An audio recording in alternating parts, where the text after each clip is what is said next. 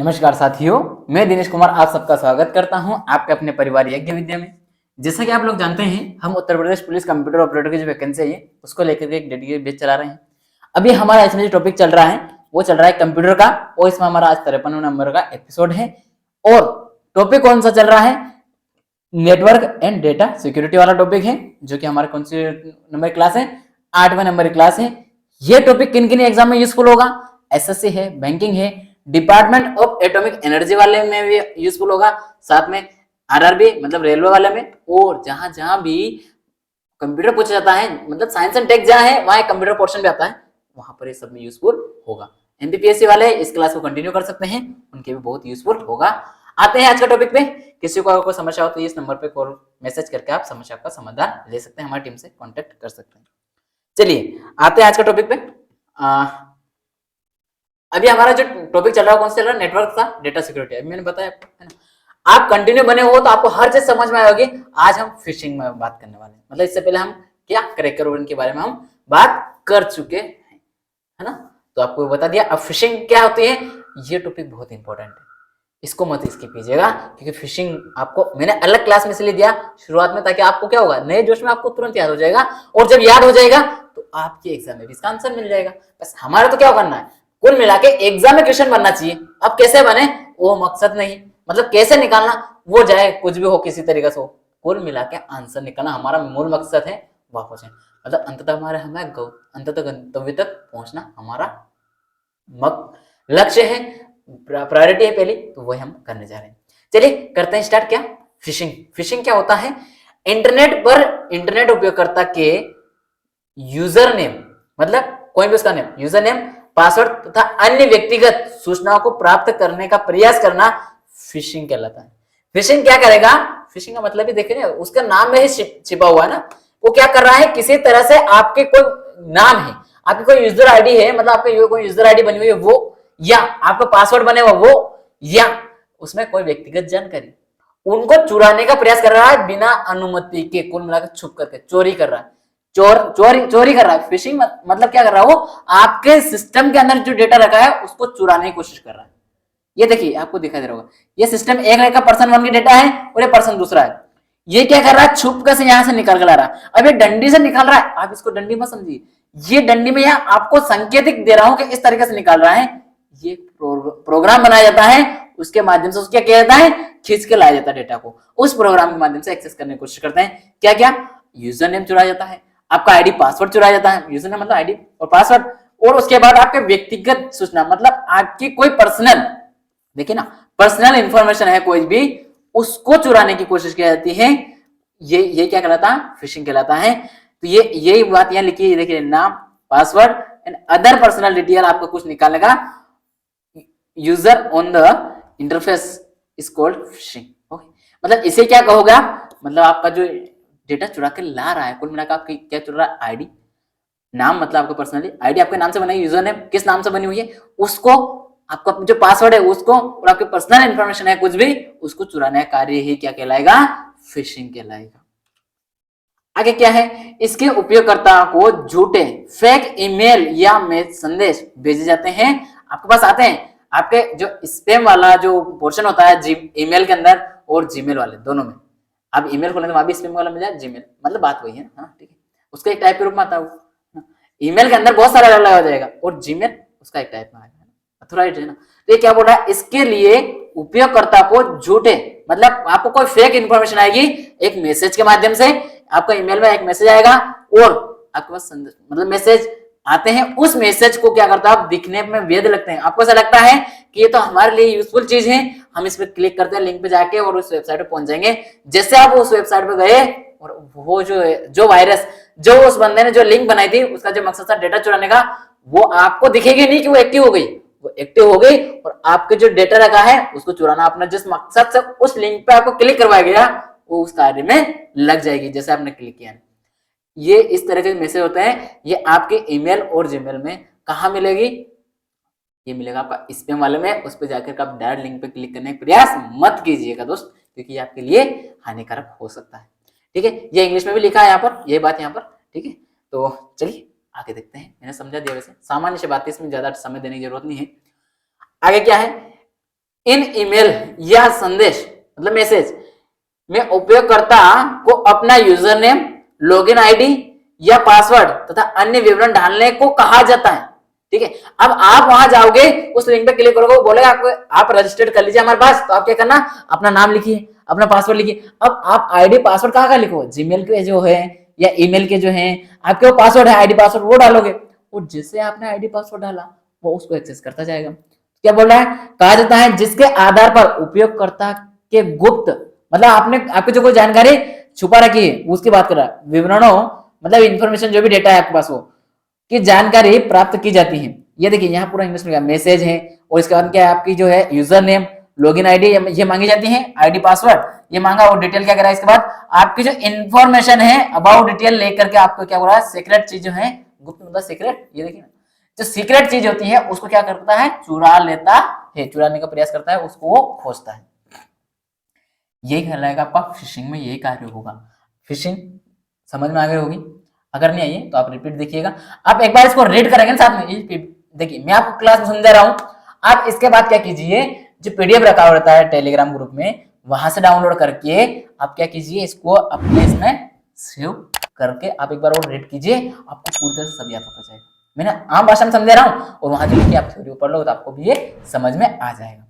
अच्छा क्या होता है, आइडेंटिटी थ्रेड्स, आइडेंटिटी थ्रेड्स आपको दिखाई दे रहा होगा ना, ये आइडेंटिटी थ्रेड्स क्या लिखा है, अपराधियों, अपराधियों मतलब जो किसी गलत मतलब ये आपका जो अपराध करने वाला होता है उसकी बात की जाती है। अपराधियों द्वारा छद्म रूप धारण कर यूजर की व्यक्तिगत पहचान जैसे यूजर आईडी, पासवर्ड तथा अन्य गोपनीय जानकारी चुराना आइडेंटिटी थेफ्ट कहलाता है।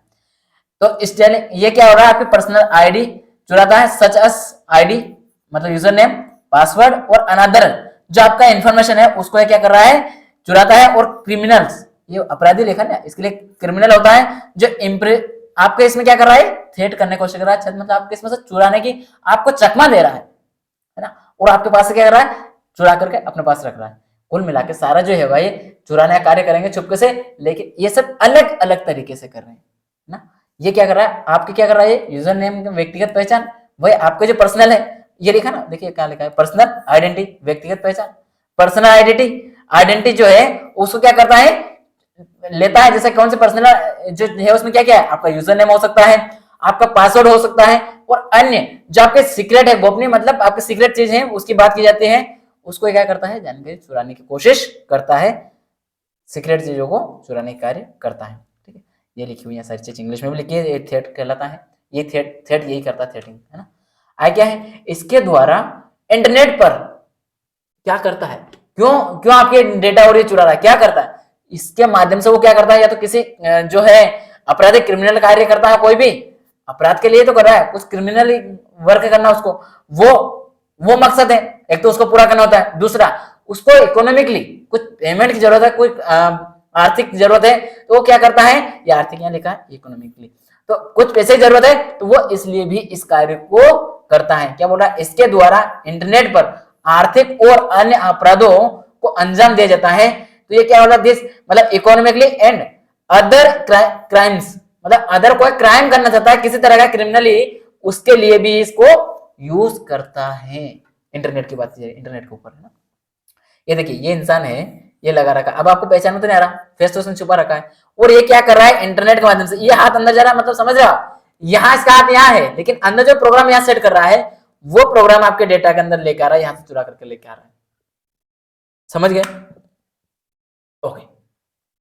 डिजिटल हस्ताक्षर, देखिए अब जो है ना, ये जो सारे शब्दावली मैं बता रहा हूँ इसमें मैं समय कम क्यों दे रहा हूँ, क्योंकि ये इतने इंपॉर्टेंट नहीं, एक बार पढ़ के चला होगा तो आपके एग्जाम में एक आधा क्वेश्चन जो आएगा वो कथन बेस में आएगा, तो आप आराम से निकाल जाओगे। ठीक है, शुरुआत मैंने उन पर इतना जोर क्यों दे रहा था शुरुआत वाले, क्योंकि वो ज्यादा यूजफुल थे शुरुआती क्लास हो गए, तो उनको मैंने शुरू में रखा आगे, ताकि आप जो उसको भी कवर जल्दी कर लो, अच्छे जल्दी कर लो, अपने दिमाग में बैठा जाओ। ये जो है इनको एक एक शब्द के रूप में टर्मिनोलॉजी में याद रखना, जब मैं प्रैक्टिस कराऊंगा तब ऑटोमेटिक आपको सारी चीज और क्लियर समझ में आएगी। अच्छा ये बात बोलना चाह रहे थे सर, आप एक बार इनको रीड करके रखेंगे ना, तो आप जब प्रैक्टिस सेशन चलेगा तब अच्छे से बहुत अच्छे से इसको कर जाओगे। आप इस बात से बिल्कुल घबराइए मत कि प्रैक्टिस नहीं करवाएंगे सर, सब कुछ करवाऊंगा मैं, कुछ भी नहीं छोड़ूंगा। ठीक है, यह कंप्यूटर नेटवर्क पर किसी व्यक्ति की पहचान स्थापित करने, मतलब कंप्यूटर नेटवर्क है आपका कुछ, उस पर किसी व्यक्ति का क्या करेगा, पहचान स्थापित करेगा। क्या बोला, it is a method to establishing, मतलब आपके क्या करना, पर्सन जो है उसके आइडेंटिटी क्या करेगा, वो कंप्यूटर नेटवर्क पे लगाएगा, बैठाएगा, स्थापित करेगा। स्थापित क्या आ रहा है ना, वही बोल रहा है। इसकी स्वीकृति मतलब अप्रूवल, आपको क्या क्या करना, स्थापित करने के लिए, मतलब वहां आपको बिठा रहे हैं, आपके एक आइडेंटिटी बना करके स्टेब्लिश कर रहे हैं, तो वो करने के लिए क्या करेगा, स्वीकृति लेगा, अप्रूवल लेगा ना, पहले अप्रूवल प्राप्त करने तथा किसी अन्य किसी तथ्य को स्थापित मतलब वेरीफाई करने की एक पद्धति है। इसमें कंप्यूटर नेटवर्क, कंप्यूटर सुरक्षा का भी ध्यान रखा जाता है। बात यह है, आप किसी भी कोई भी व्यक्ति है, आप भी अगर कुछ ये कर रहे हैं तो अगर डिजिटल हस्ताक्षर में वो जो ये सिस्टम क्या करता है, कंप्यूटर नेटवर्क में किसी व्यक्ति, कोई भी व्यक्ति हो सकता है, उस व्यक्ति की क्या करता है, पहचान आइडेंटिटी स्टेब्लिश करता है और उसके लिए पहले अप्रूवल लेता है। अप्रूवल प्राप्त करने के बाद उस व्यक्ति का कोई भी जो तथ्य है उसको वेरीफाई करेगा। आपको अप्रूवल मिला, आपने डेटा डाला, उसका वेरीफाई करेगा कि सही है कि नहीं। अगर सही है तो उसको क्या बोला, वो एक सिस्टम है तो उसमें सेव कर लेगा। ये जो है, ये जो कार्य है, ये क्या कर रहा है, आपको सिक्योरिटी प्रोवाइड करवाता है इंटरनेट कंप्यूटर नेटवर्क पर। ठीक है, सिक्योरिटी प्रोवाइड करवाता है। ठीक है ना, ये ध्यान रखिएगा इतना सा, इसका संबंध सिक्योरिटी प्रोवाइड करवाने से। ठीक है, ये आपको क्लियर कर दिया। ये इंग्लिश में भी लिखा है, ठीक है ना दोस्त, ये बातें यहाँ लिखिए। वेरीफाइंग करनी, अप्रूवल चाहिए। मेन बात ये देखिए, मैंने इसमें क्या बोला था कि आपको मेन क्या करनी, आइडेंटिटी पहचान करनी। तो ये रही आपकी पहचान, पर्सन्स आईडी। इसके साथ में क्या याद रखना इसमें शब्द, ये स्वीकृति, अप्रूवल लेगा, ये अप्रूवल यहाँ भी लगा दिया बोला। इसके बाद स्थापित वेरीफाई करेगा, तो ये वेरीफाई यहाँ पर लिखा हुआ है। ठीक है, चलिए ये देखिए आप। अब इसमें क्या होता है, आपने कभी ऐसा सोचा होगा कि डिजिटल सिग्नेचर कहते किसको हैं सर, क्या बात करने चाह रहे हो आप, क्या ये डिजिटल सिग्नेचर है, क्या ये डिजिटल सिग्नेचर है? ये जैसे मैं लिख रहा हूं, ये मेरे पास पेन है, तो ये मैंने लिख दिया मैंने कुछ, चलो मैं मेरे सिग्नेचर की वजह मैं नाम लिख देता हूँ, है ना, दिनेश, ये लिख दिया मैंने। हालांकि सही से नहीं लिखा है ना, सही से नहीं लिखा है, चलिए कोई बात नहीं। मैं सिग्नेचर करता हूँ, कोई सिग्नेचर करता हूँ, मेरे सिग्नेचर कर देता हूँ ना। ठीक है, अब ये जो सिग्नेचर मैंने किए हैं, ये सिग्नेचर किए, क्या ये डिजिटल सिग्नेचर हो रहे हैं? इसमें यहाँ ठंडा खींचेगा होगा, तो ये जो हो गए, ये सिग्नेचर हो गए, आपको समझ में आ गया होगा। ये क्या, ये जो अभी मैंने किए थे, क्या ये सिग्नेचर है? ये सिग्नेचर है क्या? ये नहीं है, ये सिग्नेचर नहीं है, ये डिजिटल सिग्नेचर नहीं है। आपके डिजिटल सिग्नेचर किसमें होता है, एक आपका जो ये रखा होता है डोंगल, इसके अंदर अपलोड किए जाते हैं, और आपको डिजिटली वेरीफाई करना है तो उसके अंदर इसमें क्या करा जाता है, ये डोंगल आपका सिस्टम में कनेक्ट किया जाता है, उसमें लगाया जाता है।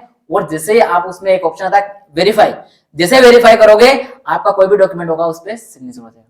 फॉर एग्जाम्पल, आप इस बात को समझिए, आप में से जो भी मध्य प्रदेश वाले होंगे, या आपके यहाँ पर और कुछ होगा इससे दूसरा कोई मित्र सेवा ऐसा कुछ चलते होगा, अलग अलग सब जगह, उत्तर प्रदेश में अलग चलता होगा। इसमें जैसे मध्य प्रदेश में एक लोक सेवा केंद्र जैसा माहौल चलता है ना, वहां चलते हैं आपके जो मूल निवासी है, डोमिसाइल सर्टिफिकेट या इनकम सर्टिफिकेट, ये जो बनते हैं, ये अथोराइज कर रखा है किसको, लोक सेवा केंद्र। वहां पर उसमें सिग्नेचर करता कौन है, वहां से वेरीफाई जरूर लोक सेवा केंद्र से होगा, लेकिन उसमें सिग्नेचर वगैरह किसका होता है, आपका जो अनुविभागीय अधिकारी मतलब एसडीओ होता है, उसका सिग्नेचर लगता है। अब एसडीओ को जिसने परमिशन दे रखी है, उसका डोंगल लोक सेवा में पहुंचाया जाता है, और वहां जाकर वो क्या करते हैं, उसका सिस्टम कनेक्ट करते हैं।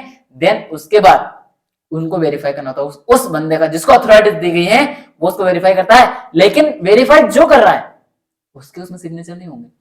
सिग्नेचर उसके होंगे जिसका वो डोंगल है, यानी कि जो वहां का एसडीओ, जो वहां का अधिकारी है, जो इसका परमिशन दे रखे कि तुम इसको वेरीफाई कर सकते हो, उसके साइन होंगे। तो यही वो ये बोल रहा है, इसके अंदर उसके साइन होंगे जो अथोराइज्ड है। समझ में आ गई, वो होते हैं डिजिटल सिग्नेचर। मतलब ये आपको दिखाई नहीं दे रहे, आपको दिखाई नहीं दे रहे हैं, लेकिन जैसे आप उसमें वेरीफाई कर दोगे, उसका तो उस पेज को देखा तो उसमें सिग्नेचर आपको दिखाई देंगे। ये जो कर रहे हो ये डिजिटल सिग्नेचर नहीं है, ये तो आप नॉर्मली एक लिख रहे हो, अपना साइन कर रहे हो, वो वाली बात आ रही है। ये इलेक्ट्रॉनिक सिग्नेचर, ये लिखा है ना, पहले क्लियर लिखा है। ये डिजिटल है, डिजिटल डोंगल के अंदर होता है, इलेक्ट्रॉनिक चीज से यूज कर रहा हूं। जैसे मैं अगर इससे लिख देता हूं, जिसमें अब लिख देता हूं सही से, ठीक है, अब समझ में आएगा आपको। ये क्या आ रहा है, ये लिखा है, मैंने साइन कर दी, मान लीजिए ये मैंने साइन, मान लीजिए ये जो लिखा है मैंने, ये इलेक्ट्रॉनिक पेन से लिखा है और आपको दिख रहा है डिजिटल बोर्ड पे ही, तो ये इलेक्ट्रॉनिक रूप से है, ना कि ये मेरे डिजिटल सिग्नेचर है। आगे समझ में आप? चलिए अब चलते हैं, दोनों में डिफरेंस समझ गए होंगे, क्लियर। कभी आपके एग्जाम में कथन आया तो मैं इसलिए लेके आया हूं आपके लिए अच्छे से तैयार करके। आगे चलते हैं, डिजिटल सिग्नेचर तकनीक का प्रयोग कंप्यूटर पर स्टोर किए गए किसी डॉक्यूमेंट का प्रिंट लिए बिना उस पर हस्ताक्षर करने के लिए किया जाता है। जैसे मैंने अभी लोक सेवा केंद्र का जो बताया आपको मध्य प्रदेश में, वो यही कार्य किया जाता है। उसमें आपका जो डॉक्यूमेंट है वो ऑनलाइन रहेगा, आपका फॉर्म ऑनलाइन डला हुआ है और ऑनलाइन उसमें सिग्नेचर होगा, हार्ड कॉपी में नहीं होगा। हार्ड कॉपी में तो हम हाथ से सिग्नेचर करेंगे ना, वहां उससे थोड़ी होगा डोंगल से, तो वो जो होगा सिग्नेचर उसमें डिजिटल होगा।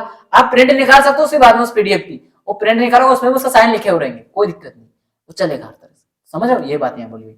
डिजिटल सिग्नेचर किसी मैसेज या डॉक्यूमेंट के साथ जुड़ा होता है तथा उसकी वैधता प्रमाणित करता है। मतलब उसको क्या होता है, जो दिया है प्रमाणित कर रखा है, प्रमाणित है ये, उसमें ये होता है कि आपको जो अथोराइज्ड है, मैंने बोला ना कि अथोराइज्ड है कोई बंदा जिसको परमिशन दी गई, इसमें ये बताया ना अभी आपको, ये वाला बताया ना कि डोंगर में किसके साइन होंगे, जो अथोराइज्ड है, जो वहां का अधिकारी है उसका साइन होंगे। तो ये वही बोल रहा है कि ये जो यहाँ पर वैधता, मतलब जो वहां पर अधिकारी है उसने उस डॉक्यूमेंट पर साइन कर दिए, इसका मतलब प्रमाणित किया गया है कि जो उक्त बातें लिखी गई है, ऊपर कुछ बातें की गई है, वो सारी बातें सही है।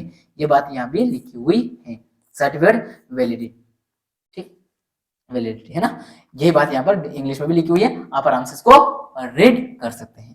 चलिए आगे देखते हैं। डिजिटल सिग्नेचर एक विशेष डिजिटल कोड होता है। कोड फॉर्म में तो रहेगा ना, आपको दिखाई नहीं देगा, सिक्योरिटी कैसे रहेगी? अगर वो सिग्नेचर को देख लेगा तो उसकी कॉपी पेस्ट कर लेगा ना, उससे वो क्या करेगा, उससे वो गलत मकसद से उसका यूज कर सकता है। इसलिए ये किस फॉर्म में होता है? कोडेड फॉर्म में होता है, जो कंप्यूटर कोडेड फॉर्म में स्टोर किया जाता है ताकि इससे अनधिकृत मतलब अनऑथराइज्ड उपयोगकर्ता की पहुंच से दूर रखा जाए।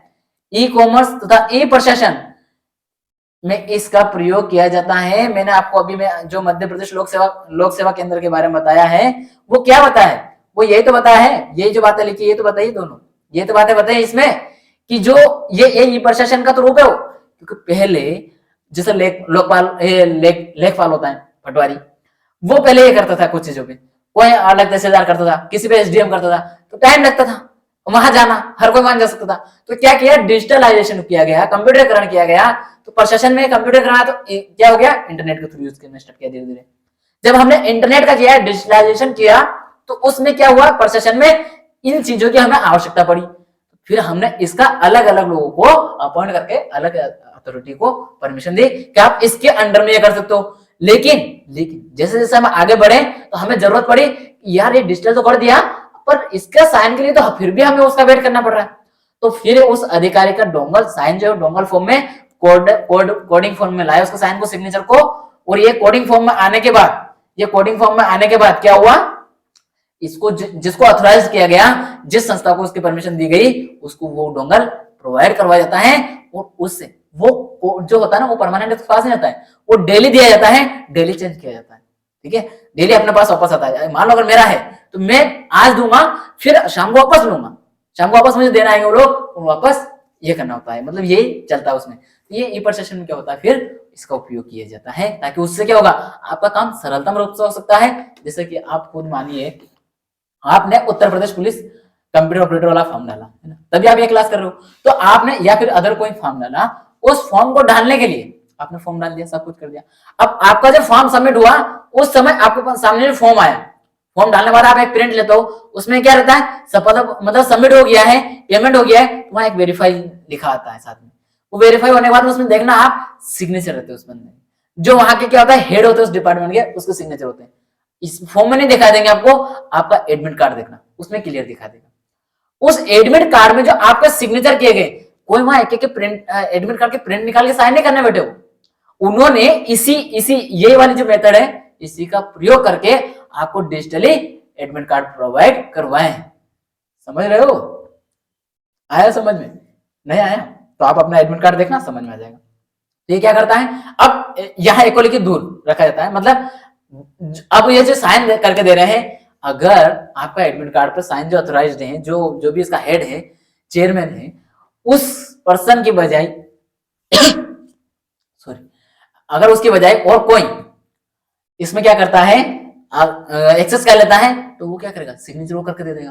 तो वो किसी को भी, मतलब आपको अगर मान लो किसी को गलत इन्फॉर्मेशन के साथ में डेटा आया हुआ है, अगर उसका फॉर्म रिजेक्ट हो गया है, तो वो उसको रिजेक्ट नहीं करके उसको परमिशन देके एग्जाम दिलवा देगा। उसको रोकना है तो ये भी, उससे भी तो दूर रखना है, क्योंकि डिजिटल है तो उसको एक्सेस चोरी तो हो सकता है ना, फिशिंग है, कुछ ना कुछ तो की जा सकती है, फिशिंग है, हैकर है, क्रैक है, कोई ना कोई तो कर जाएगा इसको क्रैक करके, उससे भी दूर रखा जाता है, इसलिए इसको कोडेड फॉर्म में रखा जाता है। आई होप मैंने बहुत समझ दिया, आपको ये पूरी बात समझ में आ गई होगी। अब हम आ गए हैं लास्ट बात पे पहुंच गए हैं, कहने का मतलब है कि आज हम ये रोकेंगे, इसके आगे करेंगे आगे कंटिन्यू, 1 या 2 क्लास और रहेगी, इसके बाद हम क्या करेंगे, नंबर सिस्टम की ओर हम जाएंगे। नंबर सिस्टम मैंने तैयार कर लिया टॉपिक, पीपीटी तैयार हो रही है, जैसे वो रेडी होती है मैं आपके सामने प्रेजेंट हो जाऊंगा। 1-2 दिन में आपको वो भी मिलना स्टार्ट हो जाएगा, मतलब ये जो इसके बाद 2 क्लास हो रहेगी छोटी छोटी, देन उसके बाद आपका नंबर सिस्टम स्टार्ट हो जाएगा। नंबर सिस्टम के बाद हम बुलियन अलजेब्रा करेंगे, फिर करेंगे आप जो कि ये है हमारी अरे अरे वाला टॉपिक करेंगे, है ना, ठीक है, अरे करेंगे, या फिर हम जो सॉफ्टवेयर है उनके बारे में पढ़ लेंगे थोड़ा बहुत, जो अलग अलग पीसी वाला है, पर्सनल या एक्सेल वगैरह, इनके बारे में। पर पहले अरे करना ज्यादा बेस्ट रहेगा कि वहां से क्वेश्चन अच्छे खास आते हैं। चलिए, अगर आप पहली बार हैं तो सबसे पहले हमारे चैनल को सब्सक्राइब कर लीजिए, यज्ञ वीडियो को, और जो बेल आइकन है उसको ऑन कर लीजिए, जैसे आपको डिस्प्ले में दिखाई भी दे रहा है, ये बोल रहा है सब्सक्राइब करने का, तो कर लीजिए, है ना। इसमें जो हमारी प्लेलिस्ट बनी हुई है, अगर आप पहली बार आए हो तो ये जाकर के यहाँ देखिए, आपको पूरा समझ में आ जाएगा एक एक चीज। देन ये हमारी इसकी जो करंट अफेयर की है प्लेलिस्ट, ये भी देख सकते हैं, और स्टडी जीके की प्लेलिस्ट बनी हुई है, ये भी आप आराम से देख करके अपनी तैयारी कर सकते हैं, अपनी सफलता में योगदान प्राप्त कर सकते हैं। जैसा कि आपको यहाँ दिखा दे रहा है डिस्प्ले पे, ये हमारी क्या है, मैं हर क्लास में बताता भी आपको कि हमारी वेबसाइट है, इसमें जाकर के आप डॉक्यूमेंट जो भी आपको चाहिए वो प्राप्त कर सकते हैं। कौन सी, www.yagyavidya.com। आगे समझ में। इसके साथ ही आप और कहां से प्राप्त कर सकते हैं, जो हमारा टेलीग्राम ग्रुप है @यज्ञविद्या, इसको ज्वाइन कर लीजिए, ताकि आपको यहाँ से भी हर पल पल की अपडेट मिलती रहेगी। कैसा लगा दोस्तों वीडियो, अगर आपको लगा है अच्छा है, आपके एग्जाम्पल कंटेंट है, तो कमेंट बॉक्स में जरूर बताएगा, हाँ सर हमारे सिलेक्शन में ये कहीं ना कहीं भागीदारी देगा, इस तरह का कुछ कमेंट कीजिएगा, और लाइक करना ना भूलें, साथ ही अपने दोस्तों को इसकी लिंक करना ना भूलें, क्योंकि बहुत सारे मेरे दोस्त क्लास तो कर रहे हैं लेकिन अपने दोस्तों को लिंक शेयर नहीं कर रहे हैं, और उनका मकसद क्या है, अरे सर अगर आप पढ़ा रहे हो हम पढ़ लेंगे, हमारा सिलेक्शन होगा, लेकिन लेकिन लेकिन हम हमारे दोस्तों को लिंक शेयर करेंगे तो वो भी पढ़ लेगा, और फिर हमारा तो कंपटीशन बढ़ जाएगा। नहीं बढ़ेगा, आप कंटिन्यू बने हुए हो, कंपटीशन कहने को बढ़ेगा, लेकिन वो ऑलरेडी कहने के तो बढ़ रहा होगा, अगर आपकी वजह से उसको और कुछ अच्छी सीखने को मिल गई तो वो हमेशा आपका आभार रहेगा ना, वो हमेशा आपके कांटेक्ट में रहेगा। अगर उसको, और जैसे मैं पढ़ा रहा हूं, अगर आपको कहीं कुछ चीज समझ में नहीं आई, वहीं अगर उसको समझ में आ गई तो आप उससे पूछ के सहायता प्राप्त कर सकते हो, कितना यूजफुल है। तो इसलिए क्या करना, लिंक शेयर करना आवश्यक है, ठीक है। चलिए मिलेंगे अगली क्लास में, तब तक के लिए जय हिंद जय भारत।